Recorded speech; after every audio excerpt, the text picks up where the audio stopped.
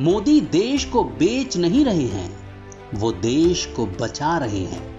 क्योंकि वर्तमान दुनिया के जो हालात हैं उसमें सिर्फ वही देश बचेगा जो ताकतवर होगा, जिसका डर औरों के जहन में होगा। और ताकतवर वही होगा जिस देश की अर्थव्यवस्था और सैन्य शक्ति मजबूत होगी। लेकिन इसके लिए चाहिए देश के हर कोने में इंफ्रास्ट्रक्चर ऐसे ही खड़ा नहीं हो जाता, उसके लिए जरूरत होती है पैसे की। अब हमारे देश की जनसंख्या के मुकाबले इनकम टैक्स देने वालों की संख्या तो ना के बराबर है, उस पर भी सब्सिडी, किसानों के लिए सम्मान निधि, गरीब कल्याण अन्न योजना, आयुष्मान भारत, गरीबों के लिए घर, गैस, बिजली, इन सब को भी चलाना होता है। तो ये पैसा इकट्ठा करने का एक आसान तरीका मोदी सरकार ने निकाला है, जिसका नाम है नेशनल मोनेटाइजेशन पाइपलाइन, यानी एसेट मोनेटाइजेशन नीति। अब समझिए क्या है एसेट मोनेटाइजेशन नीति और क्या सही में इससे देश बिक जाएगा।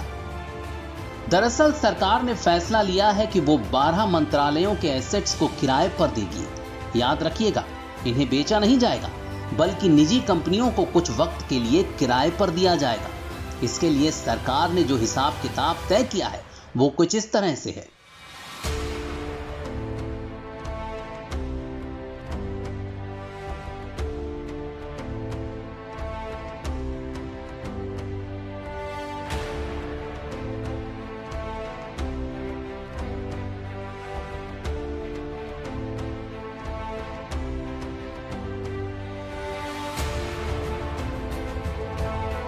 अब इस एसेट मोनेटाइजेशन नीति से सरकार को 4 सालों में यानी 2025 तक 6 लाख करोड़ रुपए मिलेंगे, जो कि काफी बड़ा अमाउंट है।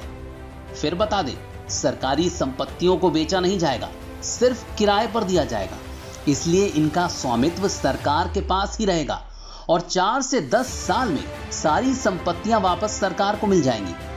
ठीक वैसे ही जैसे आप अपना घर जरूरत के वक्त किसी दूसरे को किराए पर देते हैं, लेकिन उसका मालिकाना हक आपका ही रहता है, वो घर किराएदार का नहीं हो जाता। अब इस 6 लाख करोड़ को सरकार देश में वर्ल्ड क्लास इंफ्रास्ट्रक्चर तैयार करने पर खर्च करेगी। अब इंफ्रास्ट्रक्चर तैयार होने से क्या होगा?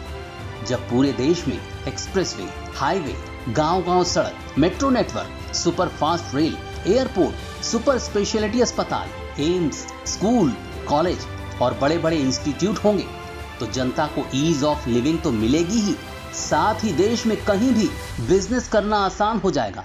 हर कोने में इन्वेस्टमेंट के लिए माहौल बनेगा, टूरिज्म बढ़ेगा, युवाओं के लिए नए नए अवसर पैदा होंगे, नौकरियां मिलेंगी, सेना के लिए भी आवाजाही आसान हो जाएगी। अब जब इस स्तर पर विकास होगा तो देश अपने आप मजबूत होगा और फिर जरूरत होगी एक ऐसे नेतृत्व की जो कड़े और बड़े फैसले भी ले सके, जो कि भारत आज कर भी रहा है पीएम मोदी के नेतृत्व में। बस अब आप खुद समझ जाइए कि मोदी देश को बेच रहे हैं या फिर देश को बचा रहे हैं।